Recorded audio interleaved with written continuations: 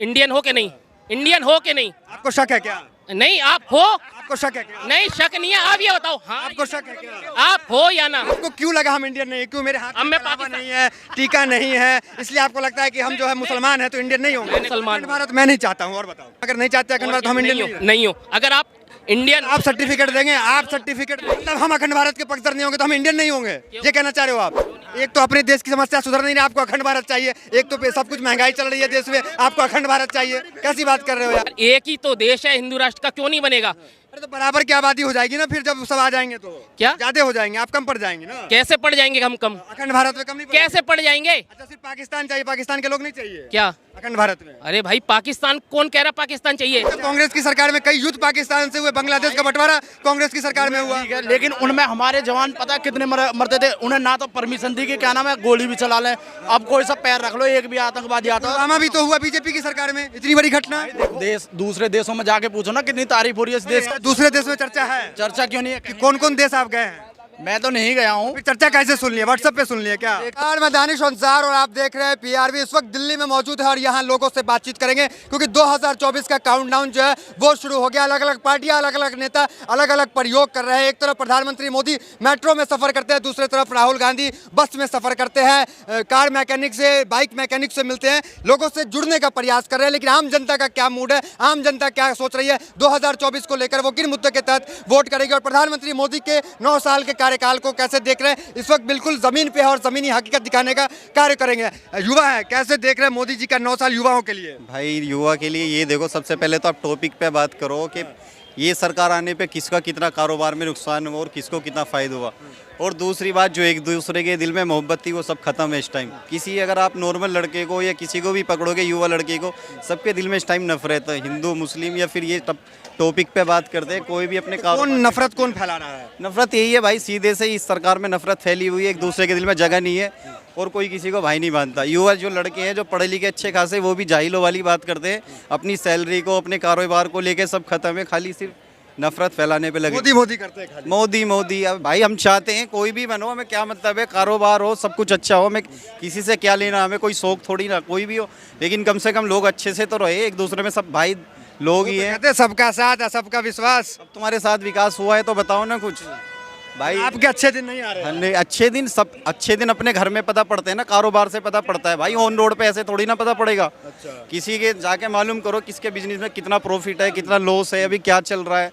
अच्छा खासा नुकसान करके आदमी बिजनेस में पैसा लगा के नुकसान कर रहा है। नुकसान ज्यादा चल रहा है। जो अच्छे खासे पढ़े लिखे लोग हैं उन्हें सैलरी नहीं मिल रही है, ठेला लगा के बैठे हुए हैं सब, लेकिन फिर भी चल। वो देखते नहीं हो तुम, फिल्म नहीं देखते हो?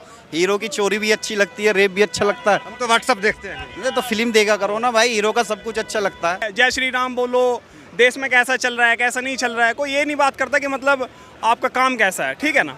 ये वो बोलना चाहता है कि इस चीज़ को अलग हटा के रखो, मतलब रिलीजन को अलग हटा के रखो, मोदी योगी को अलग हटा के रखो, बस जो भी बात करेगा इन्हीं चीज़ों की। मतलब धर्म बीच में घुस जाएगा, कभी कभी पाकिस्तान घुस जाएगा। पाकिस्तान घुस जाता है, मोदी जी अभी अभी आपने घुसा दिया ना कि योगी जी मोदी जी कौन आना चाहिए, है ना, ये होता है।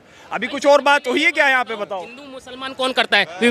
विपक्ष करती है सबसे पहले। विपक्ष करती है? विपक्ष करती है सबसे पहले। विपक्ष तो कहते हैं कि सत्ता में जो बैठे हुए हैं वो करते हैं। क्या? सत्ता में जो बैठे सत्ता में नहीं, सत्ता में कौन करता है? सत्ता काम कर रही है, वो कह देते हैं ये हिंदू के खिलाफ कर रहे हैं, मुसलमान के खिलाफ कर रहे हैं।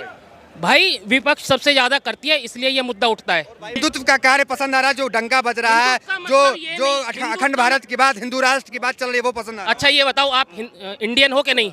इंडियन हो के नहीं? आपको शक है क्या? नहीं आप हो, आपको शक है क्या? नहीं शक नहीं है। आप ये बताओ, हाँ आपको शक है क्या? आप हो या ना?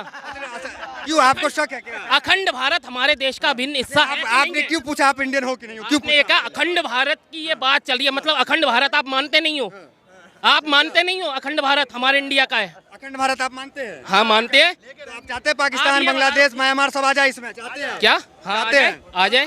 हिंदुत्व का मतलब ये नहीं है कि हिंदू से मतलब है, ठीक है। सनातन धर्म समझते हो? सनातन धर्म क्या है? उसमें अखंड भारत पे बात कीजिए। आप चाहते हैं बांग्लादेश, म्यांमार ये सब आ जाए? आ जाए। क्यों नहीं आ जाए? मुसलमानों की आबादी कितनी हो जाएगी फिर किसकी?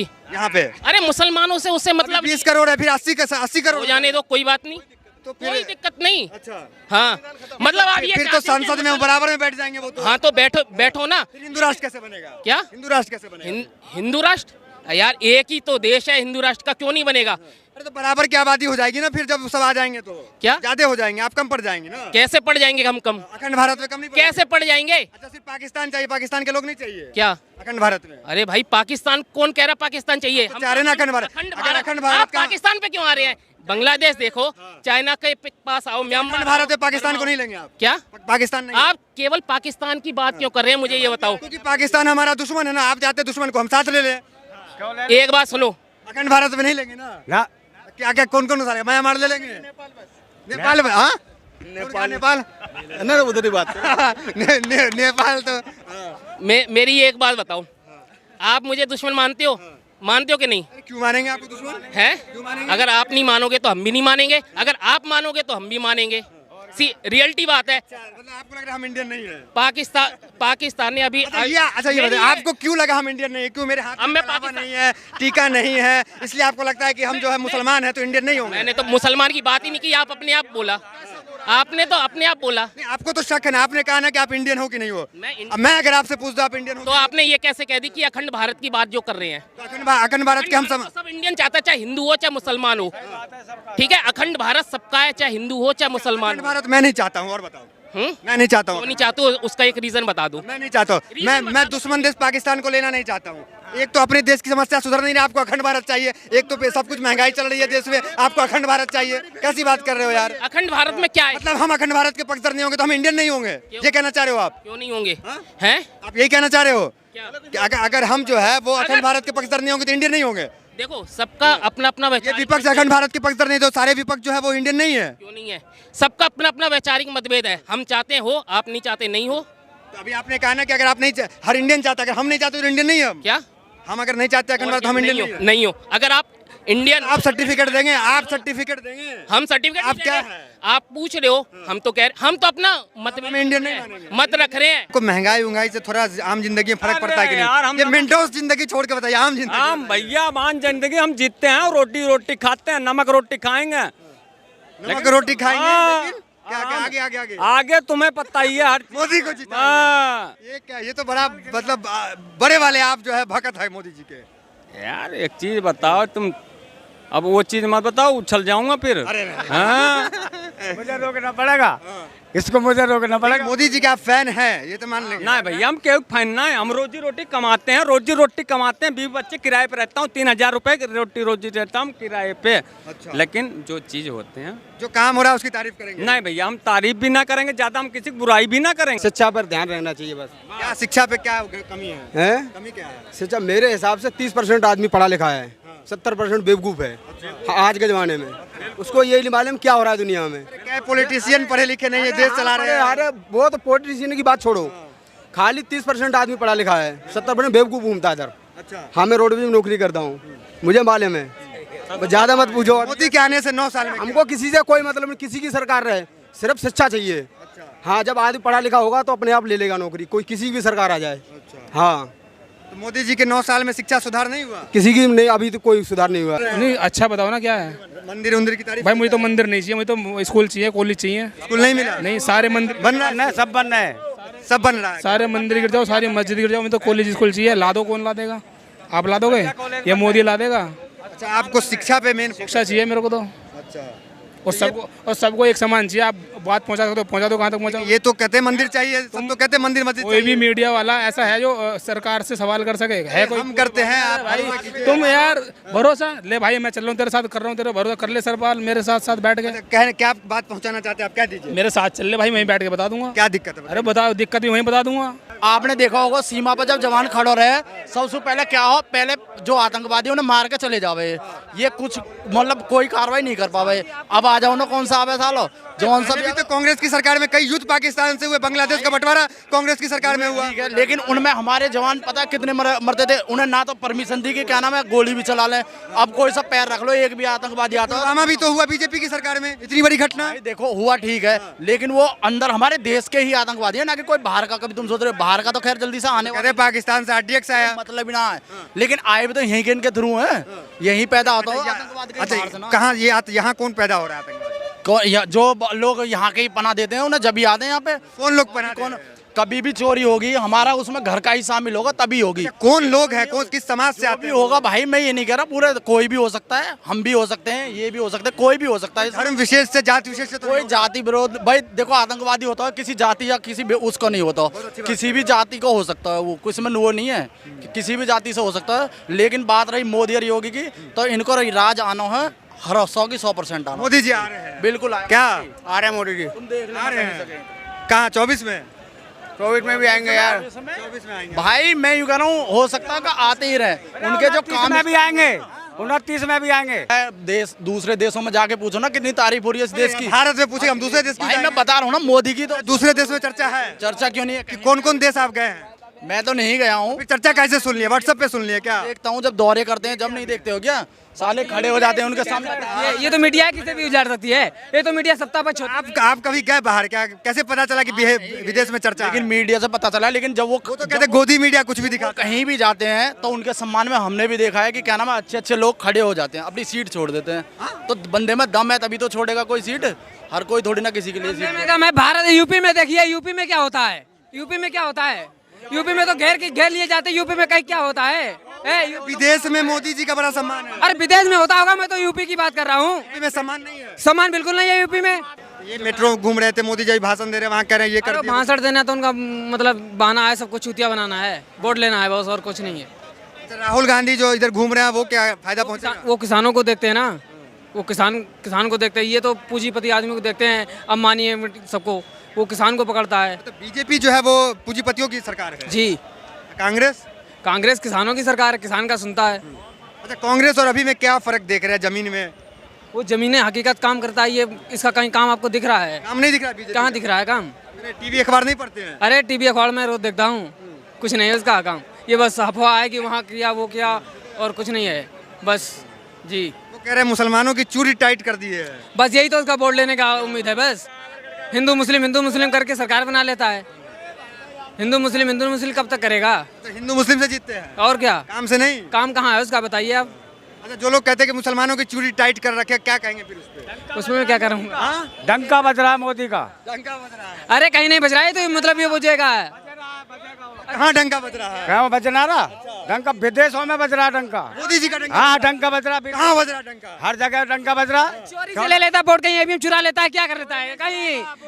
यूपी में देखिए, यूपी में कहीं डंका किस चीज का? डंका किस चीज यूपी में, 18 जिले में, यूपी में देखिए आप। अरे यूपी में देखिए कहाँ ईवीएम चुराता है, ईवीएम तब जीतता है। मुसलमान ने भी इस देश की आज़ादी में साथ दिया, हिंदू ने भी साथ दिया है। अरे प्रधानमंत्री जी क्या लिया?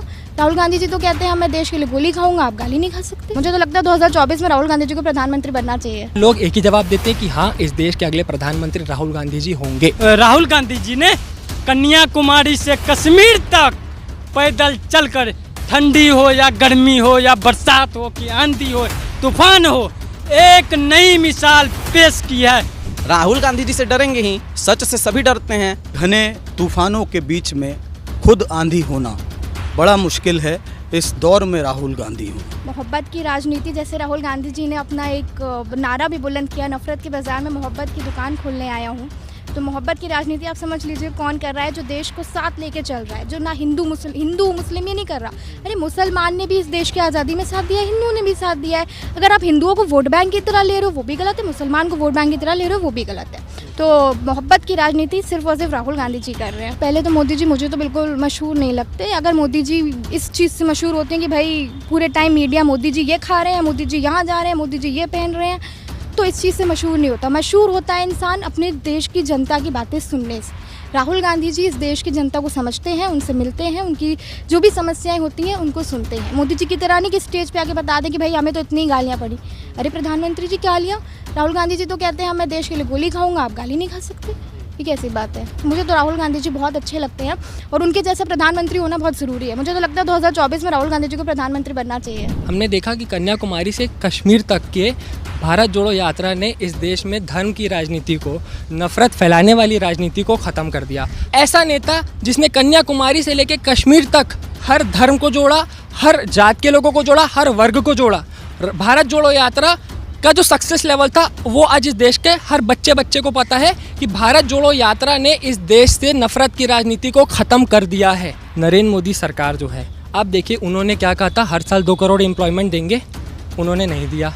उन्होंने कहा था हम महिला सुरक्षा के लिए काम करेंगे, उन्होंने नहीं कहा। उन्होंने कहा था हर बैंक अकाउंट में 15 लाख रुपए आएंगे, नहीं आए। तो जब एक सरकार अपने वादों को पूरा करने से पीछे हट जाती है तो किसी भी देश का कोई भी वर्ग हो उसका भरोसा उस देश की सरकार से उठ जाता है, ये बात फैक्ट है। राहुल गांधी जी ने जिस तरीके से आपने कहा वो स्टूडेंट से जाते हैं बात करते हैं, वो गरीबों के पास जाते हैं बात करते हैं, आदिवासी, गरीब, किसान, युवा, महिला सारे वर्गों के पास जाते हैं, उनसे बात करते हैं। तो जब ऐसा एक नेता जो हर वर्ग के लोगों को साथ लेकर चल रहा है तो देश की जनता, मुझे लगता है, सिर्फ मैं अपनी बात नहीं कर रहा, मैं बाहर जाता हूँ लोगों से, आपके जैसे मैं भी बात करता हूँ, मैं पूछता हूँ कि आपके मन में क्या है, तो लोग एक ही जवाब देते हैं कि हाँ, इस देश के अगले प्रधानमंत्री राहुल गांधी जी होंगे। राहुल गांधी इस देश के सबसे लोकप्रिय और जनप्रिय नेता है। उन्होंने जो देखिए, इससे पहले जो अभी जो वर्तमान में सरकार है, ये लोग को तो हम आपके न्यूज़ चैनल के माध्यम से पहले भी बता दिए, ये लोग दंगाई है, जातिवाद है, धर्म के खिलाफ मंदिर मस्जिद की राजनीति करते हैं। तो ये हमेशा बयान देते हैं चुनाव, खास करके चुनावी सभा में, कि देश में जो इससे पहले सरकार थी उनके समय में जातिवाद ज़्यादा होता था, लेकिन आज नहीं हो रहा है।